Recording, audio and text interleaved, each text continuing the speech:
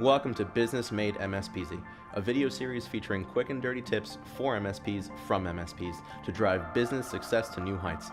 Today's tip is all about differentiation. Overwhelmed by the ocean of competition around you? For MSPs, it's critical to define exactly what your edge is compared to all the others in your space. One tried and true way to differentiate yourself is by developing a high level of expertise in a particular area, solution, or industry. For example, maybe you're the go-to guy or gal for HIPAA compliance or ransomware protection. Whatever you decide to go with, own it. Put it on your website, your business card, your voicemail, put it everywhere. Over time, serving clients with similar needs will allow you to build up an expertise which can be applied across customers.